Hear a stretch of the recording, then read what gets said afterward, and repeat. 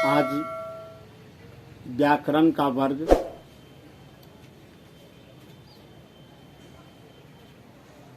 शुरू कर रहे हैं और इसमें सभी वर्ग के बच्चे व्याकरण की पढ़ाई का लाभ उठा सकते हैं, क्योंकि व्याकरण अलग अलग वर्गों के लिए अलग अलग नहीं है।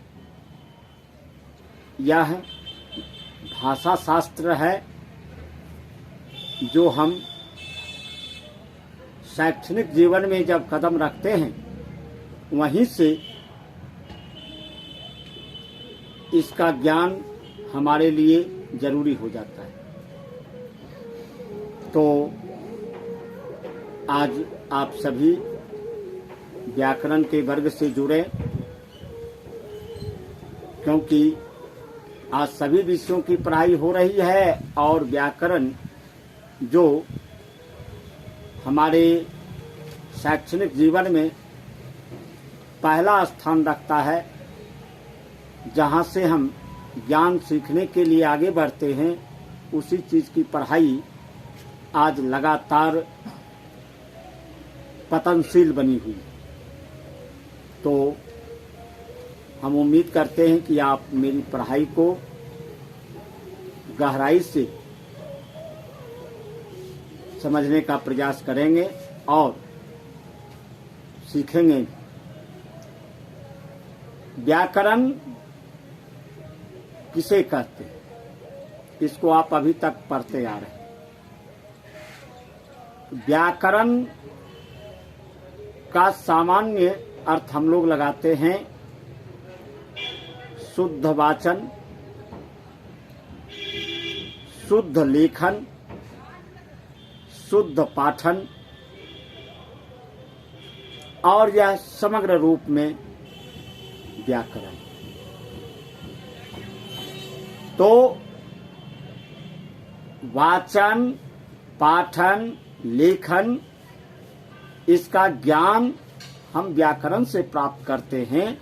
तो यह सब कुछ जो है, चाहे वह वाचन हो या लेखन, वह किसी भाषा के साथ,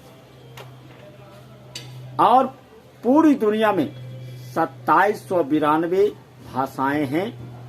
उन भाषाओं में संस्कृत भाषा को प्रथम स्थान प्राप्त है। तो संस्कृत भाषा, संस्कृत साहित्य और संस्कृत व्याकरण, अगर इसको हम सही तरीके से जान लेते हैं तो यहाँ से हम अन्य भाषाओं को भी सीखने में सहूलियत महसूस करेंगे। तो व्याकरण के अंतर्गत आज सबसे पहले हम लोग भाषा के विषय में जानेंगे।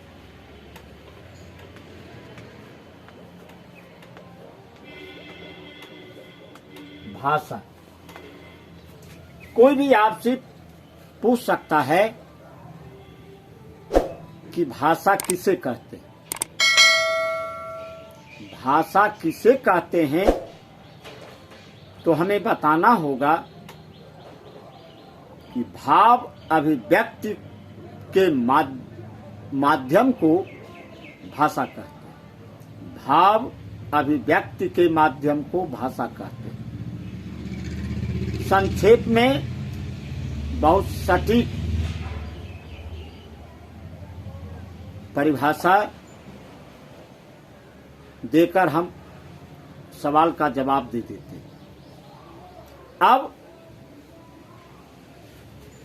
भाव अभिव्यक्ति का माध्यम ही भाषा है, तो पाणिनि व्याकरण में भी भाषा की परिभाषा हम इसी रूप में पाते हैं। भाष्यते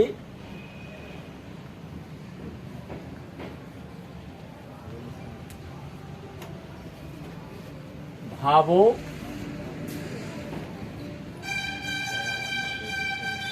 यया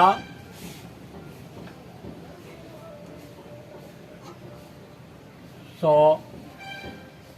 भाषा, यया सो भाषा।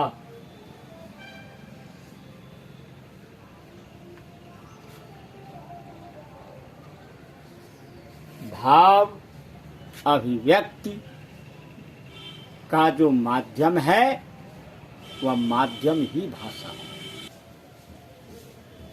आज इस छोटे यानी कम से कम समय में हम लोग व्याकरण के वर्ग में भाषा की परिभाषा जान पाए। अब अगले वर्ग में भाषा की उत्पत्ति कैसे की या भाषा की रचना कैसे, भाषा शब्द की उत्पत्ति में इसका धातु क्या है, प्रत्यय क्या है, इसके विषय में हम विस्तार से उल्लेख करेंगे। लाइक कीजिए, कमेंट कीजिए।